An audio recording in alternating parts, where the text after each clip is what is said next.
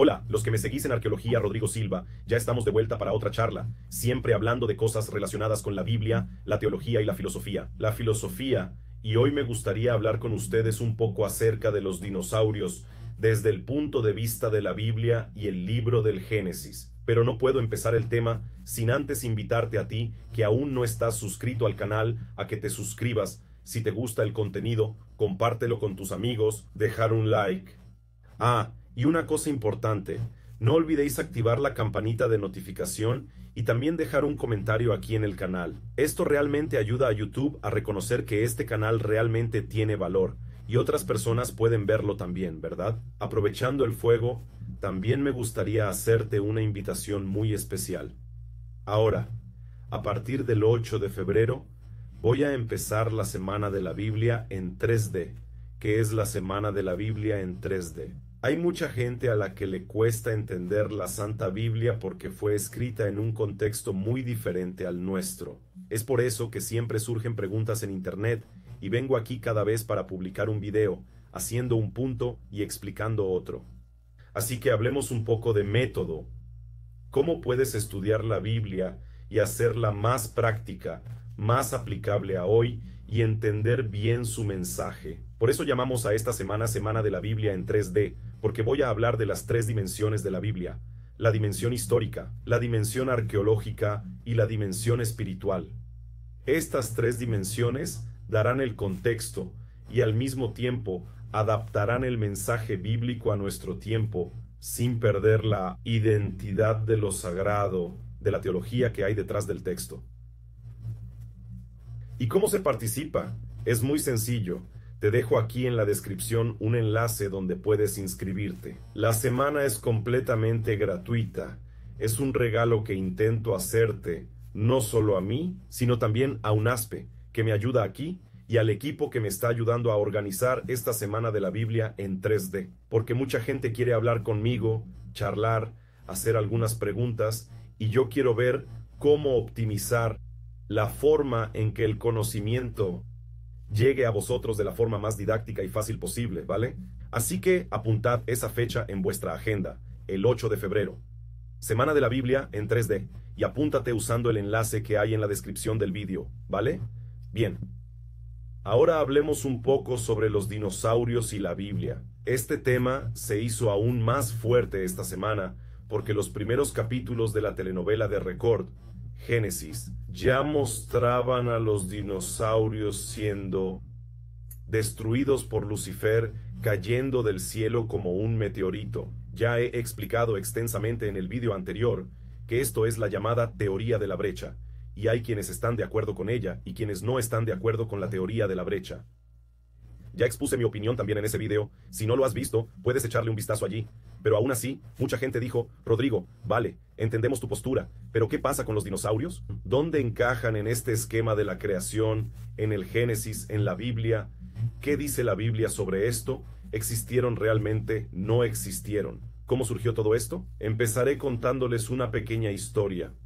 Hacia finales del siglo XVIII, no, a mediados del siglo XVIII, para ser precisos, un grupo de científicos comenzó a investigar algunos huesos que habían sido encontrados durante siglos, pero la gente no les prestaba mucha atención.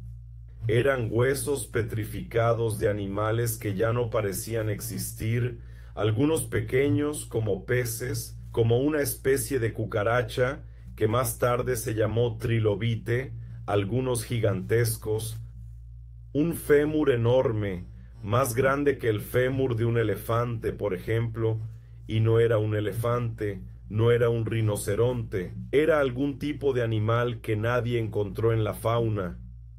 Y a partir del siglo XVIII, cuando surgió la geología moderna, estos fósiles comenzaron a atraer la atención de los geólogos, biólogos y los que ya estaban tratando de entender la llamada historia física de la Tierra.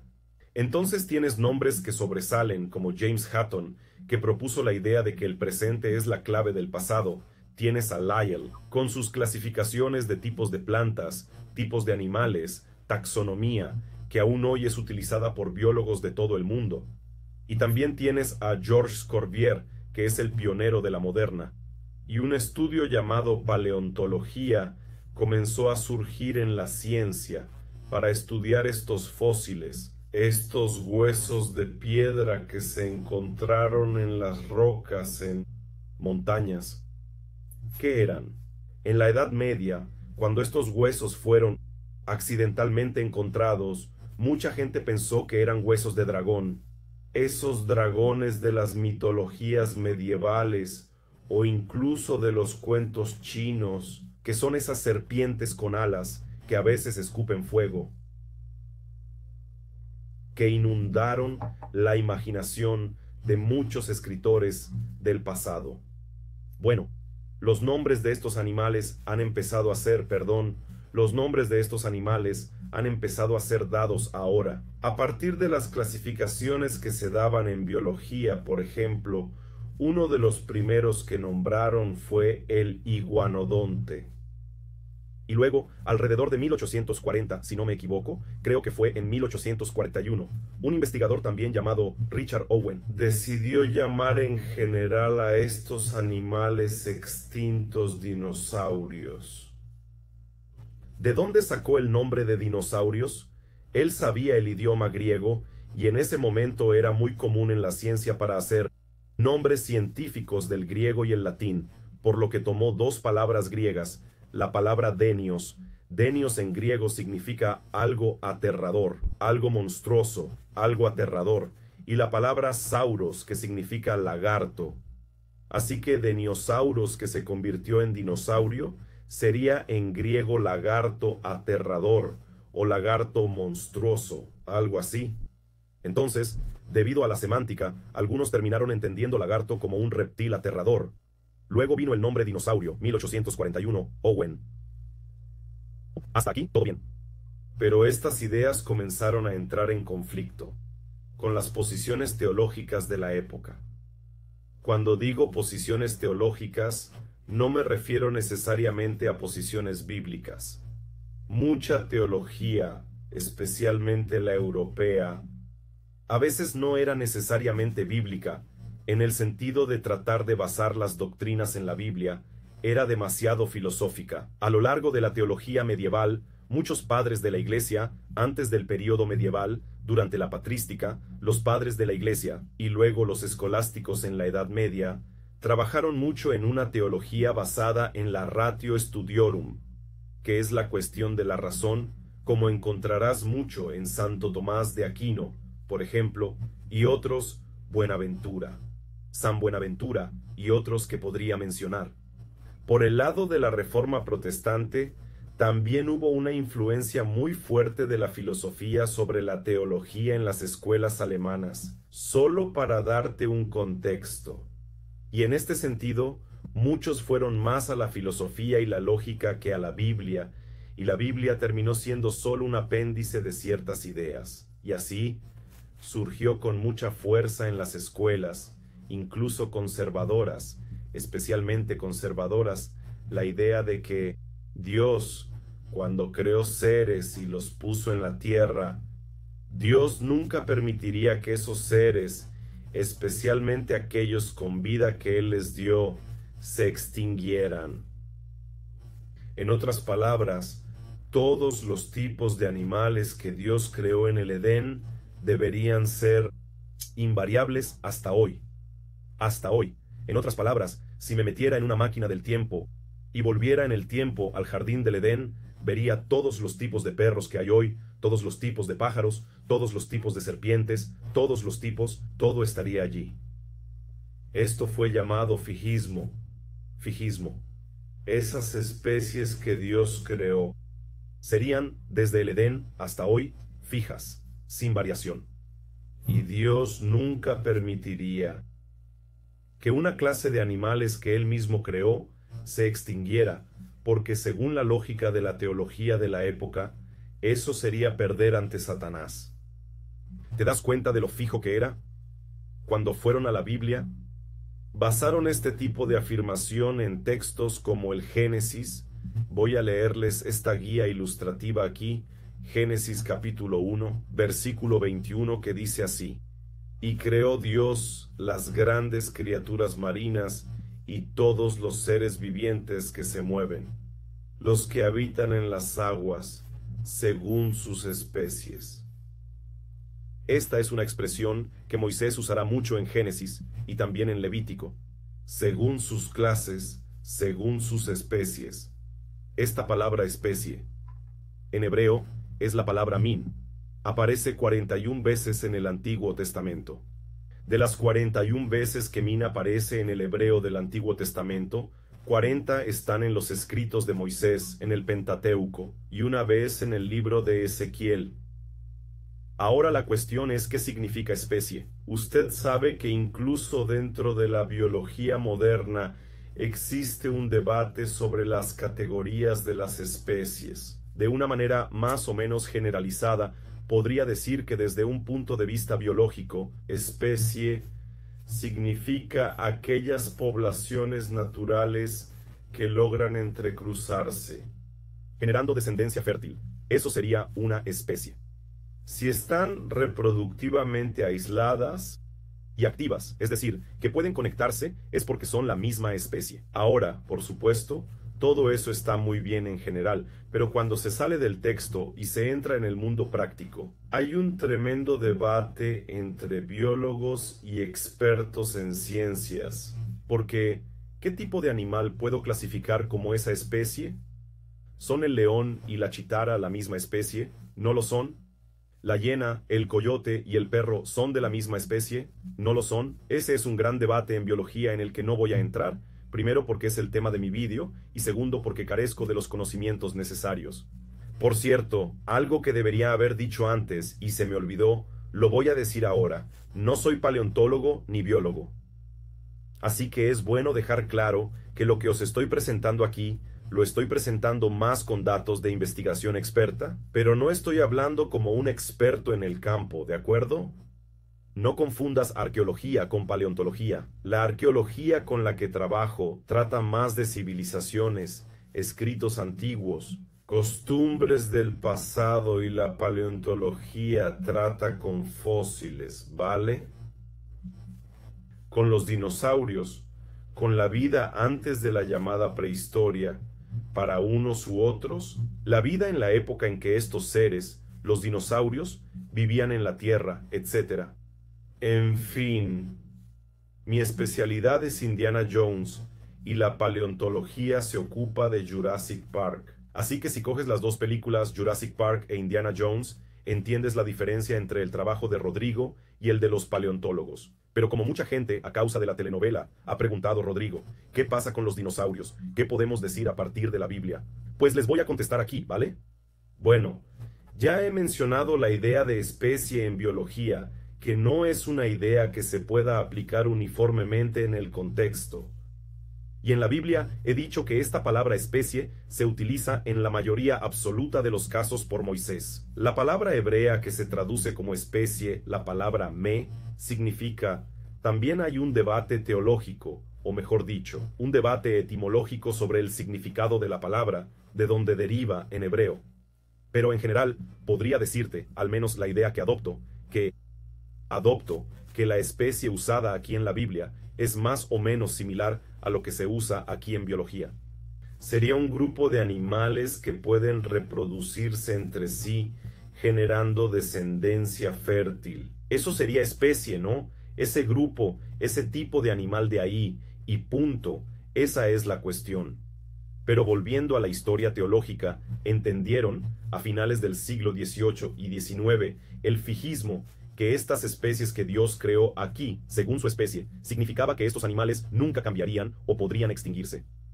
Pero los huesos que aparecieron indicaban lo contrario, que había grupos de animales que Dios creó que desaparecieron. Hubo incluso algunos teólogos que creían que estos animales que desaparecieron no fueron creados por Dios, sino por Satanás, razón por la cual Dios los destruyó, porque no fue Dios quien los creó, fue Satanás. Así que los huesos que vemos son creación de Satanás para la naturaleza. Algunas personas pensaron eso en el pasado. Pues bien, ¿qué puedo decir hoy basándome en lo que dice la ciencia y en la lectura de la Biblia, especialmente del libro del Génesis? La idea del fijismo demostró más tarde ser una idea tonta sin base bíblica, ¿verdad? No hay nada en la Biblia que corrobore esta idea del fijismo, nada, absolutamente nada, ¿de acuerdo? Así que podemos trabajar con la idea de que hubo grupos de animales que Dios creó que se extinguieron. Nada en la Biblia va en contra de esta idea. En segundo lugar, podemos trabajar sobre la base de la Biblia, que algunas especies que Dios creó han cambiado con el tiempo. El propio libro del Génesis lo demuestra. La serpiente, por ejemplo, a consecuencia del pecado, empezó a arrastrarse por el polvo de la tierra y a comer el polvo. Todo indica que la serpiente antes de la caída era un animal fisiológicamente diferente al actual, porque Dios dijo, a partir de ahora te arrastrarás por el polvo de la tierra, por lo que muchos teólogos creen que la serpiente del Edén debió ser un animal hermoso, tal vez incluso con alas, con patas, y en la telenovela también se veía que la serpiente era casi como un reptil, ya sabes, grácil, algo por el estilo, que, por supuesto, es una licencia poética, porque nadie estaba allí para saber exactamente lo que parecía. Pero la propia Biblia dice que la naturaleza cambió después del pecado. Dios dice que la tierra empezó a producir cardos y adelfas a causa del pecado de Adán. La tierra empezó a producir cardos y adelfas, antes no. La propia fisiología humana cambiará cuando Dios ordene a Adán y Eva salir del jardín. Ahora pueden morir. Podrían morir ahora, podrían sudar por la cara. Eva experimentaría dolores de parto. Después del diluvio, Noé comienza a comer animales. Así que vemos que hay muchas cosas que la misma Biblia dice que han sido cambiadas. En lo que no creemos desde el punto de vista bíblico del creacionismo es en la idea de que un animal de una especie se transformó en un animal de otra especie. En otras palabras, no podemos aceptar que un reptil se convirtiera en mamífero. Y luego un pollo, que un dinosaurio sea el ancestro de un pollo. Eso es lo que no aceptamos desde el punto de vista de la creación. Que un reptil terminara cambiando y convirtiéndose en una gallina, no. Pero sí creemos que un tipo de pollo original dio lugar a diferentes tipos dentro de la misma especie. Así que no creo que si volviera en una máquina del tiempo al jardín del Edén, encontraría un Golden Retriever, un Cocker Spaniel, encontraría un Pitbull. No, encontraría algún tipo de animal que sería la matriz, que ha cambiado a través de los siglos, a través de las edades. Dio lugar a las variaciones y usted sabe que los que se especializan en el estudio del código genético del ADN, ya decir que en el ADN existe la posibilidad de diferencias, colores diferentes. Te lo voy a poner de una manera muy profana, porque yo también soy profano en el campo de la biología.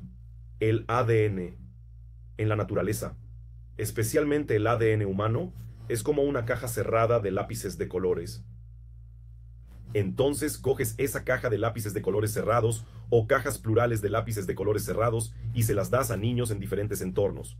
Esos niños abrirán la caja de lápices de colores, cogerán colores diferentes y harán dibujos diferentes.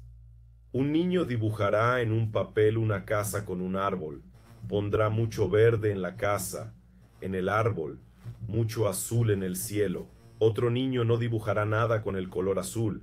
Pondrá cosas rojas, otro solo dibujará un sol y pondrá amarillo, otro dibujará un arco iris de diferentes colores. Todos estos dibujos de diferentes colores y formas vienen de cajas muy similares. En otras palabras, con esa caja de lápices de colores puedo hacer dibujos multicolores y diferenciados de la misma caja de lápices de colores. Así que Dios ya ha puesto el mismo poder que puse aquí en mi parábola en la caja de lápices de colores, y las variaciones que han surgido, trayendo en el futuro un ser humano caucásico, otro ser humano negro, otro ser humano con un color más amarillo, como los indios, otro con un color más rojizo, como los indios, un ser humano más alto, otro ser humano más bajo, uno con el pelo rizado, otro con el pelo liso. Estos cambios son perfectamente compatibles con las posibilidades que vemos en el ADN de la caja.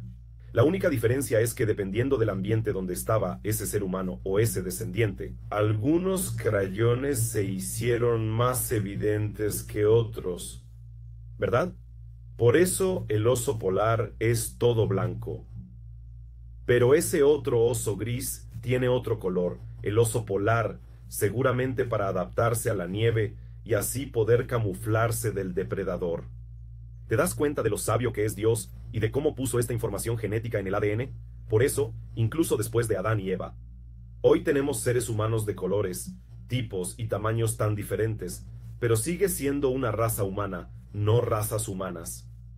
Y también en la naturaleza, tienes mango espada, mango corazón de buey, tienes mango zapatilla. Hay muchos mangos que puedes comer, diferentes, mangos rosas. Hay muchos mangos que puedes comer, hay muchos plátanos. Todos vienen de la misma forma, la misma matriz biológica. Bien, ¿y los dinosaurios? ¿Cómo aparecieron mientras tanto? Bueno, hay 3 explicaciones. Una de ellas es la teoría de la brecha que expliqué en el último vídeo. Los que la defienden creen que los dinosaurios existían antes de Adán, y allí presenté los pros y los contras de esta teoría. La segunda hipótesis sería que los dinosaurios fueron creados por Dios y fueron preservados en el arca y sobrevivieron después del diluvio, algunos de ellos. Los que creen en esta segunda hipótesis esgrimen los siguientes argumentos que aquí te simplifico. Que los dinosaurios bien pudieron caber en el arca de Noé porque estaban allí en forma de huevo. Algunos estaban en forma de huevo, otros estaban en forma de polluelos. Algunos incluso creen que habría sido suficiente para Noé llevar 50 tipos diferentes de dinosaurios allí para tener todos los tipos que tenemos hoy en día. Y el testimonio de que estos dinosaurios sobrevivieron al diluvio serían los informes que tenemos más tarde sobre dragones en China, en Europa, incluso un libro en Inglaterra sobre visiones de dragones. Algunos incluso piensan que el monstruo del lago Ness era un tipo de estos monstruos anteriores al diluvio y que eran los dinosaurios. Pero este nombre de dinosaurio, como dije, fue dado por Owen en 1841, pero los antiguos los llamaban dragones. Incluso piensan que cuando el libro de Shaw habla de Leviatán, la serpiente del mar, y Behemoth, esa bestia de la tierra de allí, que el Behemoth y el Leviatán serían tipos de dinosaurios registrados allí en el libro de Shaw, que Shaw y el autor del libro de Shaw habrían conocido muy bien. Particularmente encuentro esto difícil de creer porque los relatos de estos supuestos encuentros humanos con dragones o dinosaurios parecen demasiado fantásticos. Demasiado fantásticos. No sé, no hay de pruebas. Sigo sin estar convencido. Analizando literariamente el libro de Shaw, también me resulta muy difícil creer que Behemoth y Leviatán, esos dos animales que simbolizan el mal, fueran animales auténticos e incontrovertibles en la fauna de los tiempos bíblicos. Más bien, creo que eran animales simbólicos o mitológicos para representar las fuerzas del mal, igual que los animales que aparecen en el capítulo 7 de Daniel, que describen un leopardo con 4 cabezas y 4 alas, un león con alas, o la bestia del Apocalipsis que aparece en el último libro de la Santa Biblia que tenemos ahí. Así que tengo mis sospechas. Creo que los dinosaurios existieron, pero de alguna manera no fueron preservados en el arca. Todo apunta a que estos dinosaurios fueron destruidos en masa y realmente se extinguieron, tanto desde un punto de vista evolutivo, como desde un punto de vista bíblico. Usted sabe que desde un punto de vista evolutivo, se cree que los dinosaurios fueron destruidos por un meteorito que golpeó la Tierra. Hay mucha investigación sobre los astroblemas. ¿Qué son los astroblemas? Son meteoritos que chocan contra la Tierra y, por ejemplo, cuando miras la Luna, ¿te has fijado alguna vez en que la Luna tiene muchos cráteres? ¿Qué son esos cráteres? Son impactos de meteoritos, rocas que han golpeado la Luna. Pero como la Luna no tiene la misma atmósfera que la Tierra, esos impactos golpean allí. Pero como no hay viento, el cráter permanece. En el caso de la Tierra, hemos tenido los mismos impactos, excepto que muchos de estos cráteres están bajo el agua. Debido a que los océanos cubren la mayor parte de la Tierra, muchos de ellos están bajo el agua. Otros han sido cubiertos por la erosión y el viento, pero es posible identificar varios cráteres. Hay una ciudad entera en Alemania que fue construida dentro de un cráter de un asteroide que golpeó la Tierra. Así que creen que, en algún momento en el pasado, un asteroide golpeó la Tierra y destruyó a los dinosaurios. Esta idea ganó mucha tracción en la década de 1980, 1990, cuando estudiaron un área en México que había sido rota, literalmente rota, por el impacto de un asteroide que probablemente tenía unos 10 kilómetros de diámetro, y cuando golpeó la Tierra, causó un impacto equivalente a varias toneladas de megatones, como varias bombas nucleares. Este impacto causó tsunamis enormes, gigantescos, de kilómetros de altura, y estos tsunamis barrieron la Tierra, así como una cierta actividad cataclísmica que provocó la aparición de volcanes, montañas y cañones, todo a la vez, en este astroblema, en esta catástrofe, y fue esto lo que destruyó a los dinosaurios. Una variación de esta teoría cree que muchos dinosaurios no murieron por el impacto de este meteorito, sino por las consecuencias posteriores, como los tsunamis de los que les he estado hablando, el cambio climático de la Tierra, la falta de ciertos alimentos, el fracaso de estos animales para adaptarse al nuevo periodo que surgió, especialmente la edad de hielo. Creo que esta idea es interesante. El único problema que tiene contra el relato bíblico es que la teoría evolutiva cree que este impacto que destruyó a los dinosaurios ocurrió hace unos 65 millones de años, y que los dinosaurios habrían existido hace 230 millones de años y hace 65 millones de años se extinguieron. La teoría bíblica, la hipótesis bíblica o la doctrina bíblica ya trabaja con otra descripción, que los dinosaurios se habrían extinguido, si se extinguieron hace miles de años. Aquí tenemos un problema. Es porque normalmente, aunque yo crea en la hipótesis de que la Tierra, la materia inorgánica, podría haber existido aquí durante millones de años, hasta que Dios, en la semana de la creación, comenzó a darle forma y llenarla, incluso si creo que la Tierra podría tener 4.000 millones de años. Esto no es incompatible con el relato del Génesis.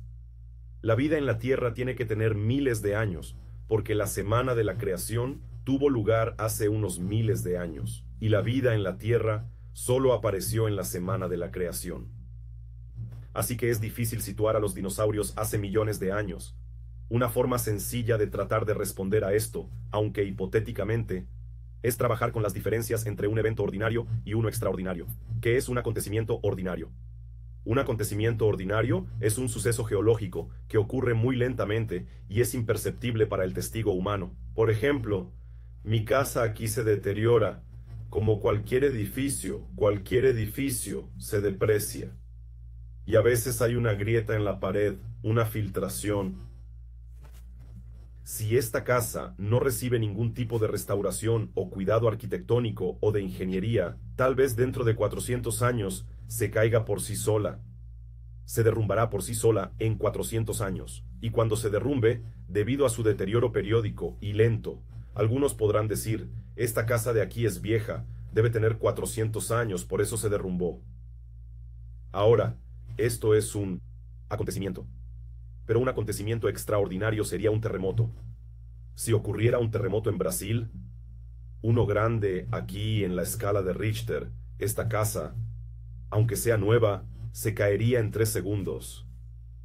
O sea, lo que un evento extraordinario tardaría 400 años en hacerle a esta casa, Lo que un acontecimiento ordinario tardaría 400 años en hacer a esta casa, es decir, hacerla caer por sí misma. Un evento extraordinario, un terremoto, daría el mismo resultado en unos pocos segundos. Entonces, considerando que el diluvio fue un evento extraordinario, puede haber causado geológicamente en la Tierra una situación que, en un evento ordinario, habría tomado millones de años. Eso es todo. Así, un cañón que, en un evento ordinario de erosión, habría tardado millones de años en formarse, con la inundación, podría haberse formado en días. Especialmente si combino los astroblemas, la caída de meteoritos, con el diluvio. Entendiendo que el diluvio no fue solo una inundación en la Tierra, fue la ira de Dios cayendo sobre la Tierra. Entonces, ¿por qué no suponer que muchos de estos meteoritos cayeron sobre la Tierra, causando tsunamis, impactos tremendos, causando una destrucción mucho mayor en la Tierra de lo que los lectores de la Biblia pueden imaginar, solo por la descripción de una inundación de aves acuáticas que se elevan? ¿Recuerdan que la Biblia dice que se rompieron las compuertas del cielo y las del subsuelo? Así que la tierra estaba trastornada, y es probable que los dinosaurios fueran aniquilados en el proceso. Tanto es así que muchos fósiles de dinosaurios se encuentran en realidad a ser el fruto de algún animal que fue enterrado al instante. Ahora alguien podría decir, de acuerdo, Rodrigo, pero si ese es el caso, ¿por qué Dios no los preservó en el arca como hizo con otros animales? Eso es realmente difícil, realmente, para dar. Un martillo, porque no tenemos una respuesta clara. Dice el Señor, tenemos el silencio de la Biblia. Voy a plantear aquí una hipótesis, ¿vale? No es una certeza absoluta, ni mucho menos. Algunos creen que los dinosaurios pueden no haber sido preservados en el diluvio por una cuestión de practicidad, porque eran paquidermos y consumían grandes toneladas de alimento. Si sobrevivieron al diluvio cuando Noé abandonó el arca, estos animales podrían, sobre todo si se volvieran carnívoros, acabar devorando a Noé y a su familia porque no habría comida para ellos. Eso es lo que piensan algunos. Así que acabaron siendo tomados por Dios y no preservados en el arca. Y cuando Dios dice que se llevó a todos los animales allí, es una hipérbole. Algunos animales, Dios decidió no preservarlos. Esa es una hipótesis, porque estos animales habrían sido perjudiciales para los seres humanos después de la inundación. Si consumían toneladas de hierba, no quedarían pastos. Si ya eran carnívoros, serían una amenaza para Noé y su familia. Es una hipótesis. No está exenta de críticas y observaciones, pero puede tener sentido. Otra hipótesis es interesante porque incluso fue planteada por un profesor, uno de los más grandes filósofos cristianos de hoy, Alvin Plantinga. Usted sabe que Alvin Plantinga es respetado incluso por los ateos. Y Alvin Plantinga ha escrito un libro donde el conflicto realmente permanece: ciencia, religión y naturalismo. Y él dice esto: el mundo bien puede contener pecado y sufrimiento, no solo por parte de los seres humanos, pero tal vez también por parte de otras criaturas. De hecho, algunas de estas criaturas, otras, pueden ser mucho más poderosas que los seres humanos. Y algunos de ellos, Satanás y sus ángeles, por ejemplo, pueden haber jugado un papel en la evolución de la vida en la Tierra, guiándola en la dirección de la depredación, el despilfarro y el dolor. Y antes de que lo digas, Rodrigo, eso es muy de creyentes. No. Alvin Plantinga publicó este libro, nada menos, por Oxford University Press. Fue la Universidad de Oxford la que produjo su ensayo filosófico. Aunque es filosófico e hipotético, tiene su lógica. Podría ser que, si los seres humanos tienen la capacidad de manipular genéticamente la naturaleza, produciendo cosas que son realmente aterradoras, por ejemplo, el tema de los transgénicos, que mucha gente está aterrorizada de lo que podría causar. Y sabemos que hay algunos perros, por ejemplo, que son fruto de una especie de hibridación, estoy usando la palabra como Lego, mezclas de razas de perros ahí, causando Dobermans, un perro que a veces puede ser muy odioso, muy enojado e incluso peligroso. Si el ser humano tiene esta capacidad, suponiendo la existencia de fuerzas malignas, ¿por qué el diablo no podría dirigir también algunos animales o algunos elementos de la naturaleza? Algunos animales o algunos elementos de la naturaleza, produciendo cosas que serían caóticas y que perturbarían la vida humana aquí en la Tierra, que es lo que más quiere. ¿No podría también producir algunas catástrofes? Y es interesante que incluso entre los paleontólogos haya un tremendo debate sobre la simetría de los dinosaurios. Le daré un ejemplo. El tiranosaurio Rex, que durante mucho tiempo fue considerado el rey de los dinosaurios, por eso se le llama T-Rex. El rey tiranosaurio, el T-Rex, fue considerado durante mucho tiempo el mayor depredador de los dinosaurios. Más tarde, algunos paleontólogos investigando más dijeron que no. A diferencia de lo que mostraba la película Parque Jurásico, el T-Rex era en realidad un carnicero, no un depredador, porque sus pequeñas manos estaban muy atrofiadas por una cola muy grande, era desproporcionado, no podía correr como en la película, se arrastraba con esa cola, le costaba darse la vuelta, incluso parecía, han dicho algunos, un animal fruto de una hibridación que no funcionó. Bueno, más tarde, incluso fue cientificado por un tiempo. Ahora, más recientemente, algunos paleontólogos y biólogos están tratando de restaurar o poder la valentía del T-Rex, poniéndolo de nuevo como un depredador y ya no como un carnicero. Como no soy paleontólogo, no puedo opinar, pero pongo esto aquí para que veáis que los propios biólogos a veces miran algunos fósiles como este y ese animal parece muy extraño. Entonces, ¿no habría puesto el diablo antes del diluvio algunas mezclas en la naturaleza, causando que algunas especies no fueran parte de la creación de Dios o del deseo natural de Dios, y Dios, por lo tanto, no preservara esas especies en el arca? Nada de lo que he dicho aquí se puede probar con una síntesis del Señor. Son hipótesis que estamos construyendo. Si tomo el texto bíblico al pie de la letra, lo que puedo decirles es lo siguiente: la Biblia no dice nada sobre los dinosaurios. La cuestión de la serpiente marina, del Leviatán, es una interpretación. Tampoco dice nada la Biblia de que no se conservaran en el arca, ni de que se conservaran en el arca. La Biblia trabaja con el silencio. Así que, trabajando con el silencio bíblico, miro a la naturaleza y ¿de qué me doy cuenta? Que hubo una extinción masiva. Que los paleontólogos evolucionistas dicen que fue hace 65 millones de años, y puedo trabajar con la hipótesis de que esta extinción masiva fue el mismo diluvio descrito en la Biblia. A partir de esto, entonces, estos dinosaurios probablemente murieron en el diluvio. Certeza absoluta, solo en el cielo, pero estas hipótesis aquí, al menos, te dejan pensando en algunas posibilidades de lo que podría haber sucedido a estos paquidermos del pasado. ¿Verdad? Espero haberte ayudado a entender este tema y volveremos más adelante con otro vídeo. Y no olvidéis lo que os decía al principio, el 8 de febrero, apunta una fecha especial en tu agenda, la Semana de la Biblia en 3D. Te espero. En Testa. Saludos y nos vemos allí.